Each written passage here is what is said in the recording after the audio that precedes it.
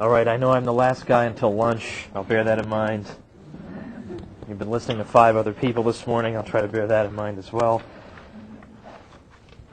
I think it's just as well that Lew Rockwell changed the title of his talk because I liked his original title.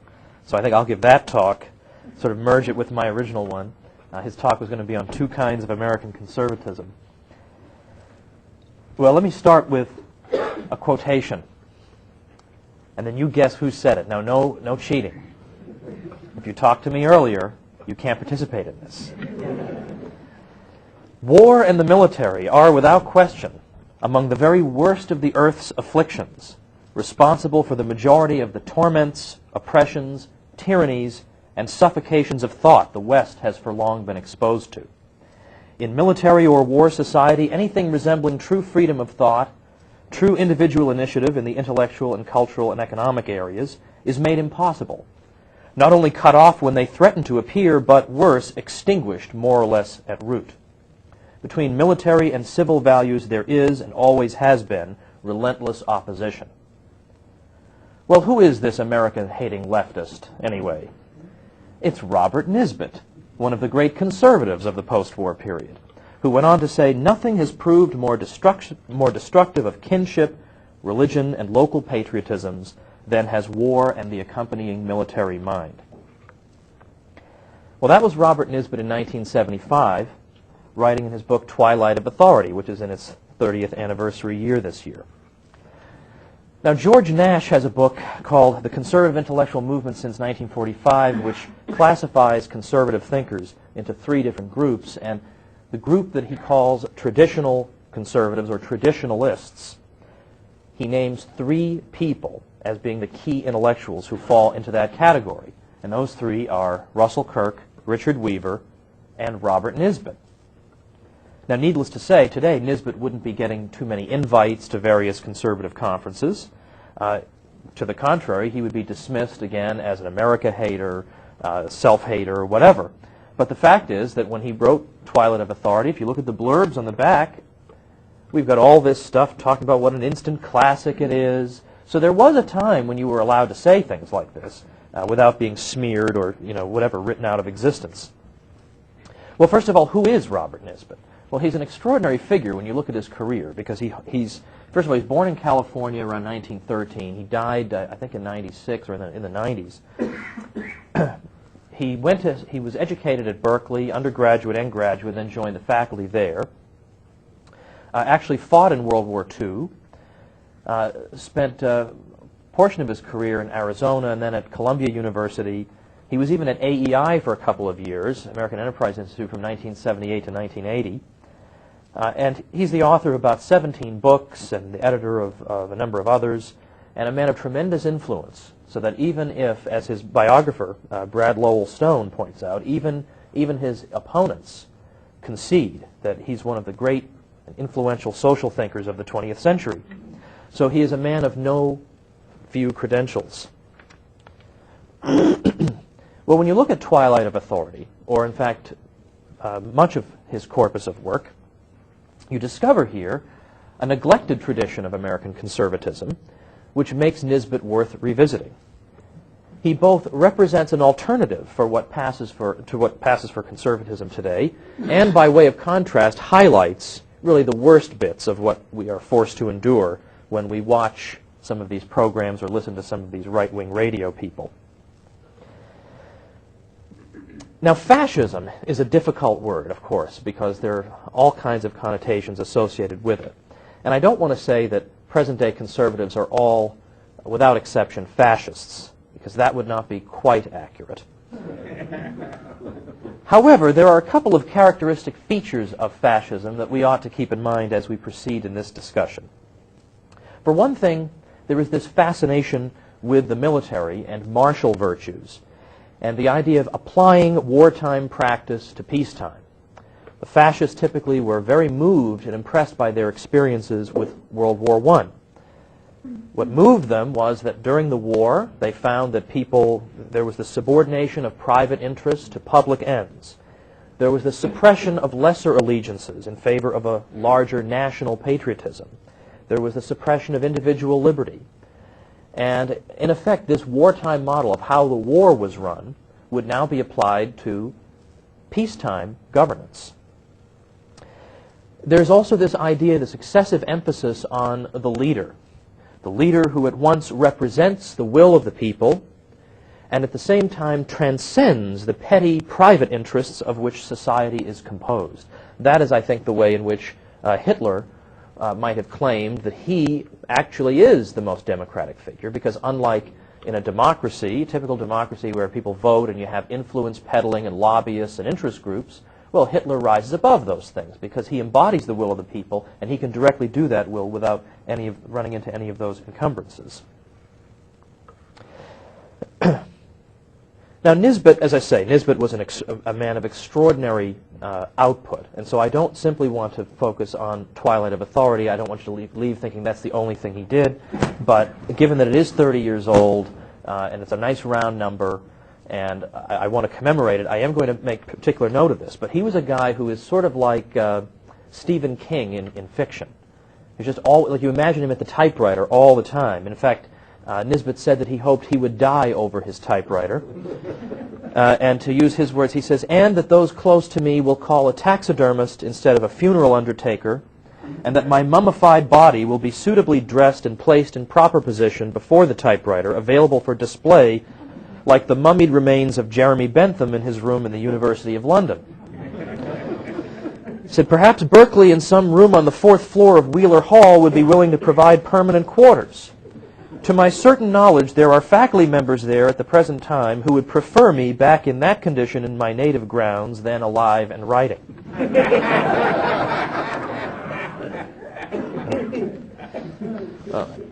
Well, in any event, his book, The Quest for Community, is, I think, a tremendous book, 1953.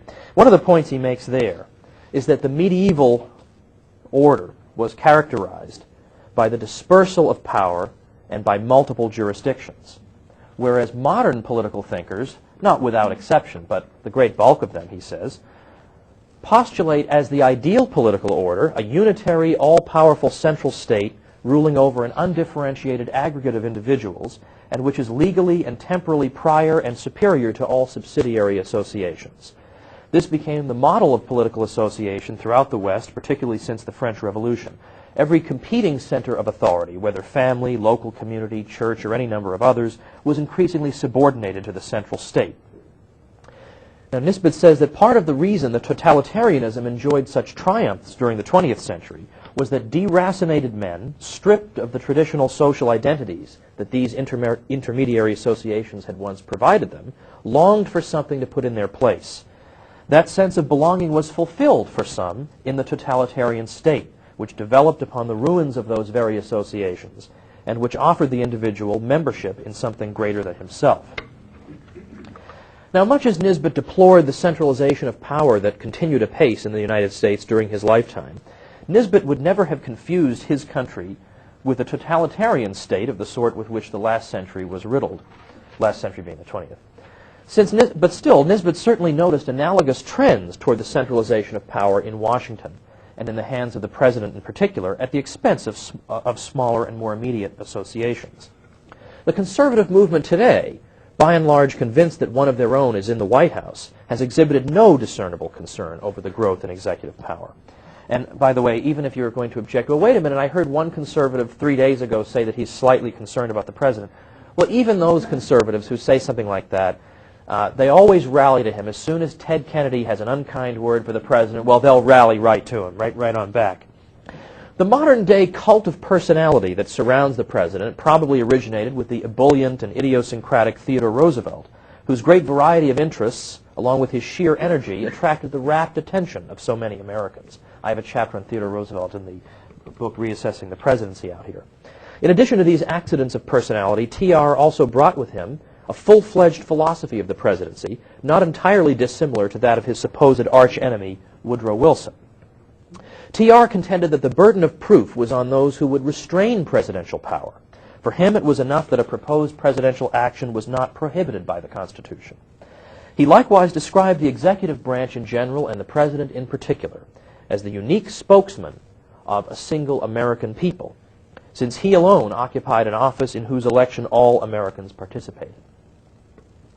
Parenthetically, I might note that John C. Calhoun, ever the spoiler, many decades earlier had memorably observed that, strictly speaking, there is no such thing as the American people, since such an aggregate has no place in our decentralized political order. There's the people of Massachusetts, people of Vermont, but there is no such thing as the American people.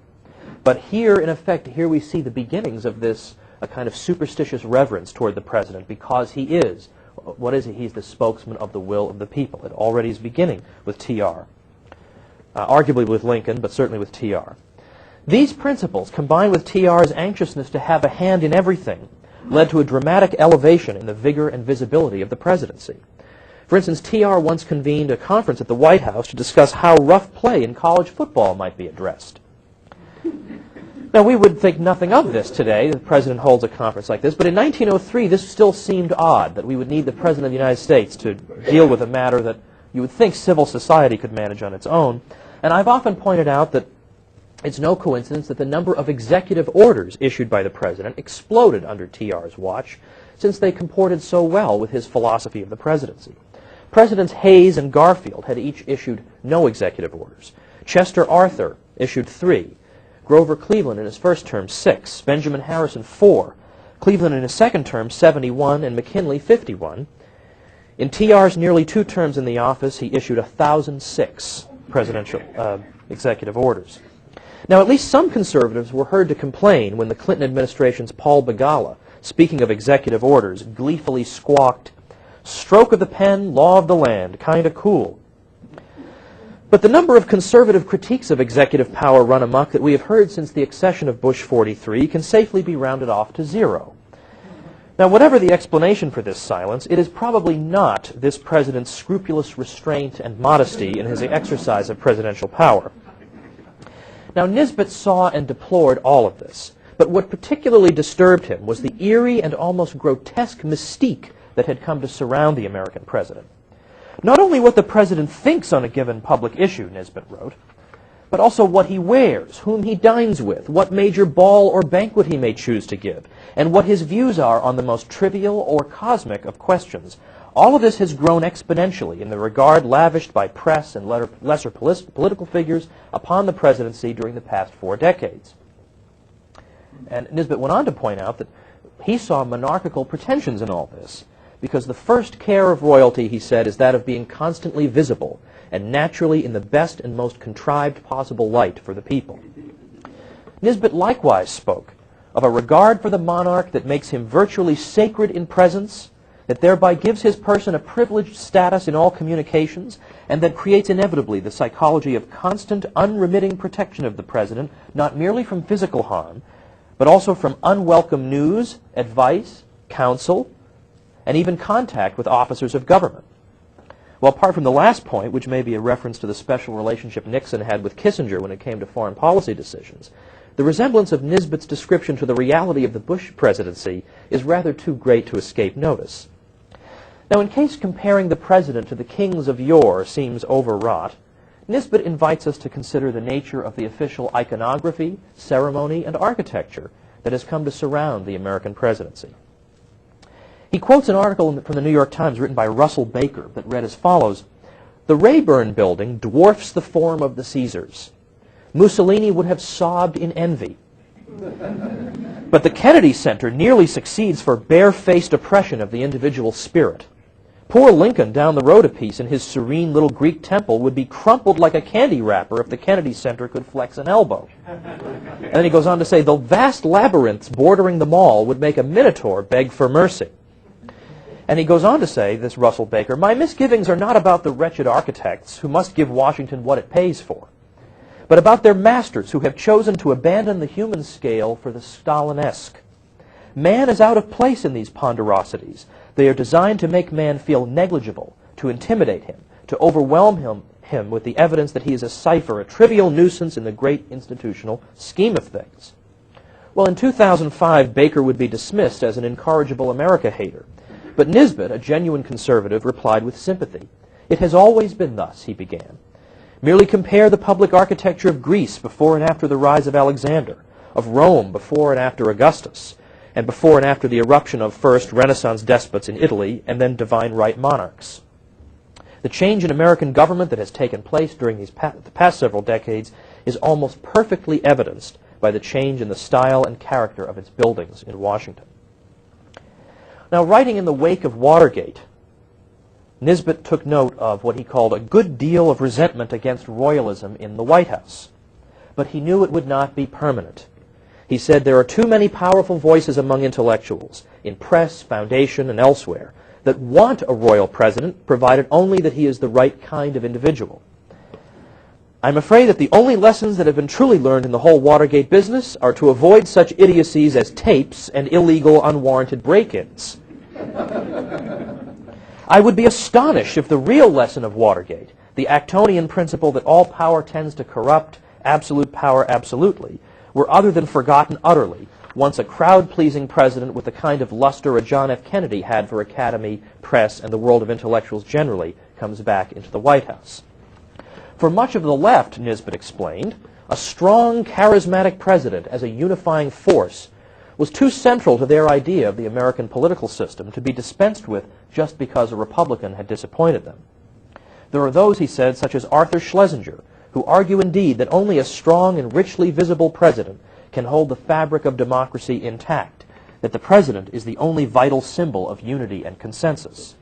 Now stop and think about Schlesinger's description of the presidency as something that holds the fabric of democracy intact, that the president is the only vital symbol of unity and consensus, and think of a single neoconservative who would disagree with that conception.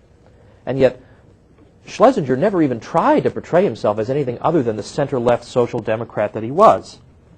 But that is what has happened to American conservatism, and Nisbet could see it. Now, it isn't just executive power that conservatives showed little interest in limiting, said Nisbet. It was federal government power in general. Nisbet said, in 1975, the prospects for conservatism are hardly bright. It became great by virtue of its fight against power, which is now being converted into a fight for capture of power, central power. He saw that even before the election of President Reagan. Now, 11 years later, in 1986, Nisbet's bleak assessment of conservatism had not improved. Now, granting I think he's probably misusing the term far right, but let's put that aside and listen to Nisbet. He says, the far right is less interested in Burkean immunities from government power than it is in putting a maximum of governmental power in the hands of those who can be trusted. It is control of power, not diminution of power, that ranks high. Thus, when Reagan was elected, conservatives hoped for the quick abolition of such government monstrosities as the Department of Energy, the Department of Education, and the two national endowments of the arts and humanities, all creations of the political left.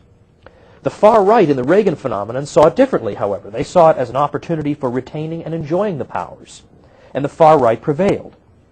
It seeks to prevail also in the establishment of a national industrial strategy, a government corporation structure in which the conservative dream of free private enterprise would be extinguished. Well, some people were not prepared to render such a harsh judgment in 1986. But if the experience of 5 years of George W. Bush and the lukewarm to non-existent conservative opposition to the greatest budget buster since Lyndon Johnson doesn't begin to vindicate Nisbet, what would? Well, we also see in the work of Robert Nisbet far more caution about the warfare state than we're liable to hear today among self-described conservative organs. Honorable exceptions accepted. There was, first of all, according to Nisbet, a connection between war and the growth in executive power that we've already heard him to deplore. Here's Nisbet again considered to be one of the top 3 most influential and important traditionalists since World War II. He says, the day is long past when the phrase national security was restricted to what is required in actual war. As everyone knows, it has been, since World War II under FDR, a constantly widening cloak or umbrella for governmental actions of every conceivable degree of power, stealth, and cunning by an ever-expanding corps of government officials. As we now know in detail, the utilization of the FBI and other paramilitary agencies by presidents and other high executive department officers for the purposes of eavesdropping, electronic bugging, and similarly intimate penetrations of individual privacy goes straight back to FDR, and the practice has only intensified and widened ever since. Naturally, all such royalist invasions have been justified right down to Watergate under the name of national security. The record is clear and detailed that national security cover-up has been a practice of each of the presidents since FDR. Well, Nisbet, in another context, noted that of all the misapplications of the word conservative in recent memory, he said that the most amusing in a historical light is surely the application of conservative to great increases in military expenditures. For in America throughout the 20th century, and including 4 substantial wars abroad, conservatives had been steadfastly the voices of non-inflationary military budgets and of an emphasis on trade in the world instead of American nationalism. In the 2 world wars, in Korea and in Vietnam, the leaders of American entry into war were such renowned liberal progressives as Woodrow Wilson, Franklin Roosevelt, Harry Truman, and John F. Kennedy. In all 4 episodes, conservatives, both in the national government and in the rank and file, were largely hostile to intervention, were isolationists indeed. Even in the rhetoric of Reagan, Nisbet could find much to disturb a traditional conservative. Nisbet says this: President Reagan's deepest soul is not Republican conservative, but New Deal Second World War Democrat. Thus his well-noted preference for citing FDR and Kennedy as noble precedents for his actions, rather than Coolidge, Hoover, or even Eisenhower. The word revolution springs lightly from his lips for anything from tax reform to narcotics prosecution.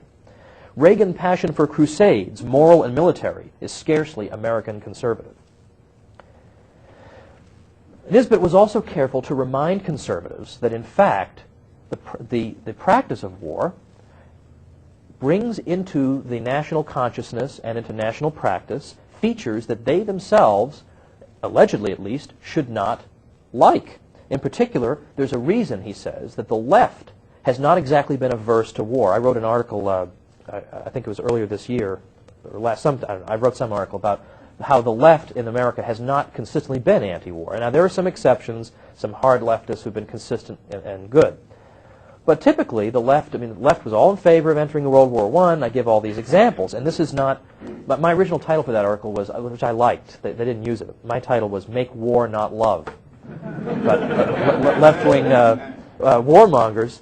But this is not a coincidence, and Nisbet explains some of this. He says that, don't forget that there's wartime economic planning that takes place during massive wars. And when the Great Depression came, this national experience of wartime economic planning, well, naturally reappeared. He says that the rallying cry became, we planned in war, so let's plan now. Let's, in fact, take some of the same people who planned during war and bring them back. War symbolism was ubiquitous in the imagery adopted by the New Deal. In fact, as Nisbet says, in terms of frequency of use of such symbols by the national government, not even Hitler's Germany outdid our propagandists. He says that the left likes some of the accompaniments of large-scale war, the opportunities created for central planning of the economy, for preemption of legislative functions, and other such pursuits. It is in time of war that many of the reforms first advocated by socialists have been accepted by capitalist governments and made parts of the structures of their societies. Equalization of wealth, progressive taxation, nationalization of industries, and he goes on and gives many, many other examples, were all achieved or advanced under the impress of war. He also talks about the revolutionary nature of war, and I'll tie this up in 2 minutes, but I think I started about 10 minutes late, so just do about 2 more minutes. He says that, and I love this quotation, he says, there is much in common between the militarist and the revolutionist in the view each takes of traditional civil society, its privileges, immunities, and conventional authorities. To both mentalities, the militarist and the revolutionist, this society, especially in its modern capitalist form, can seem egoistic, venal, needlessly competitive, often corrupt, and fettered by privilege unearned. And this I love. Careful reading of the memoirs of the great generals in history will, I am sure, reveal as much distaste for all this as one finds in the memoirs of revolutionists. I have to mention, by the way, another quick military quotation from Nisbet, who also says in Twilight of Authority, quote, "It used to be said that there was a good deal in common psychologically between the kind of soldier who could win a Congressional Medal of Honor or even a Silver Star and the kind of individual we label psychopath in civil life." Napoleon, he reminds conservatives, was a perfect exemplar of revolution as well as of war, not merely in France, but throughout almost all of Europe and even beyond. Marx and Engels were both keen students of war, profoundly appreciative of its properties with respect to large-scale institutional change. From Trotsky and his Red Army down to Mao in China, the uniform of the soldier has been the uniform of the revolutionist. Well, ultimately, just wrapping things up then, one of the worst aspects of the collapse of the type of conservatism that Robert Nisbet represented, that was genuinely suspicious of power, genuinely suspicious of executive power, who was appalled at the disgusting and superstitious reverence shown to the leader, and who warned about the warfare state, is that my children have to grow up in a world in which the alternative to leftism that's presented to them is Rush Limbaugh. That's what they have. That's the world they're growing up in. That if you don't favor leftism, you have to favor this. That, to me, is why an institution like the Mises Institute is so important, because it shows this is a false choice. You don't have to be a Rush Limbaugh right-winger, so-called, and you don't have to be Hillary Clinton either. You know, there is something else you can be in your life. And so what Robert Nisbet shows us, though, is that beneath the whole right-wing noise machine, that it is not necessary, it has not been necessary for conservatives to be jingoists, Philistines, and buffoons. That in fact, in the midst of all this, there still exists, if somewhat chastened and neglected, a humane and principled conservatism to which civilized men may still repair. Thank you.